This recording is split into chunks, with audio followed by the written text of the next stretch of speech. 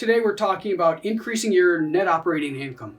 The strategy we're going to focus on today is raising rents. It's one of the most popular and most implemented strategy of all of the increasing NOI strategies. Why? Because it's observable, it's measurable, it's something that they've been getting results with.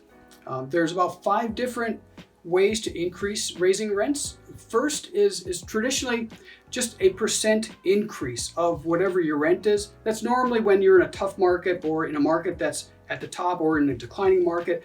That percentage increase, everyone understands the cost of milk goes up, gas, other items always go up. So if you measure the percent increase as a measure of your rent, 2 to 5%, typically that seems to be the range. If you're already paying $2,000 to $3,000 a month in rent, a 5% increase is noticeable.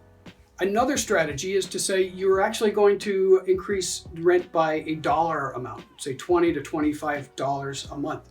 Now that strategy is usually implemented when you're under market. It's a way to help get your rents up to market or until you start getting some resident pushback.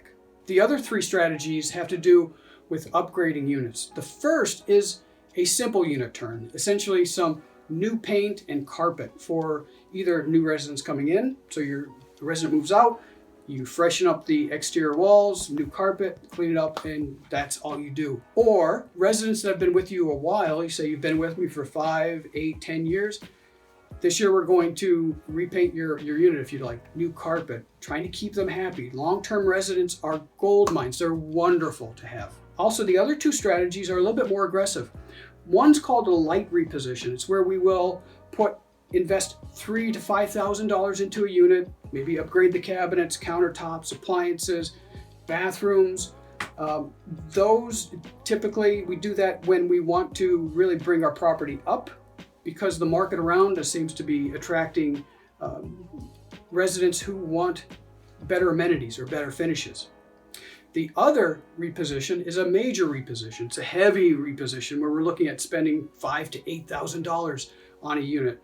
Partly because when we acquired the property, maybe it was already an older unit and it needed major improvements. Maybe it had the original fixtures and appliances and bathrooms were outdated. So in that case, we would want to spend a little bit more, bring it up to current standards, and then actually put it back on the market. Now, what you're going to find when I underwrote hundreds and hundreds of properties, and the packages I see from owners who have repositioned properties or invested in units, they said we have a 150 unit property. We spent $5,000 to $8,000 on this unit, on these 3 units, and we're getting $100, $150 more a month in rent from those 3 units. That's not a measure. That's not something you want to base anything on. If they have a large property, 100 plus units, 3 units doesn't mean anything. If they said we upgraded 20% of our units and we are getting a premium of $100 to $150 on these units, that is proof of concept. That is proof that the market will allow you as a new owner to increase your rents up to that area. So be careful. That's an area where many people selling their property will do. They'll upgrade a couple of units and say, this is a good example. It's not, so be careful. So when you acquire the property, you need to also be aware of what units you're going to select for repositioning.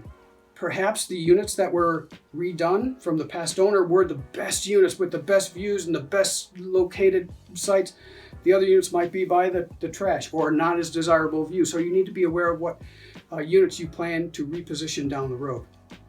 Also, because you have a larger property, the economies of scale that you can gain are wonderful because you're going to be hopefully repositioning 30, 40, 50 units of the property you're acquiring. You can achieve better rates from contractors because there's economies of scale. It's not you rehab my unit and you're done.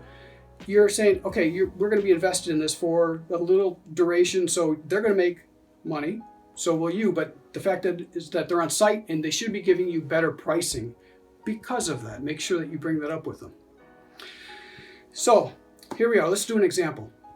You're raising rents. What kind of rents and what kind of value can you provide and what kind of increase can you expect? Let's say we have a 150 unit building and we're increasing rents by $25 a month.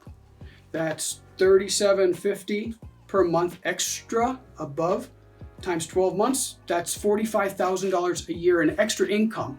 Now, when we look at how values and properties are evaluated in this space, we typically multiply that by 10. It's typically a 10 cap property, and we'll look at cap rates and how to determine them. Essentially, it's a balance. The lower the cap rate over here, the higher the value. The higher the cap rate, the lower the value. So, and we use 10 as our benchmark, our medium, and we'll look at cap rates separately. But generally speaking, for our discussion, we're going to say, okay, we've got a property, and we make an extra $45,000 on this one category, raising rents. That equates, times 10, an increase in your value of $450,000. Incredible. It's not magic. When you hear of people buying and selling properties and making a profit, that's what they're doing. But if you can do that every year, if you're under market, and the market tends to rise, if you can do that year after year, that simple $25 increase, over 5 years, you're looking at an increase of your value of $2.2 million. That's how it's done. And this is why we look for undervalued properties as well, because we could implement those kind of value plays, but being aware of what value plays you can do in your market is critically important. There's also a balancing act. You just can't keep raising rents and without understanding and feeling the market and what's happening with your residents and what kind of service are you providing. So there's a balancing act that we always have to pay attention to as well when we talk about raising rents. Now, in our next session, we're going to talk about cost reduction strategies. May not be as glamorous as raising rents, but they are equally attractive in terms of increasing the value. So if you have any value plays that you like, that you've implemented, let me know. Love to hear it. If you had any raising rent stories, share them with me on YouTube. Subscribe to our channel. We are dropping content every Tuesday and Friday. Look forward to hearing and discussing these issues later on. I'm Phil Russo. Stay tuned and stay informed.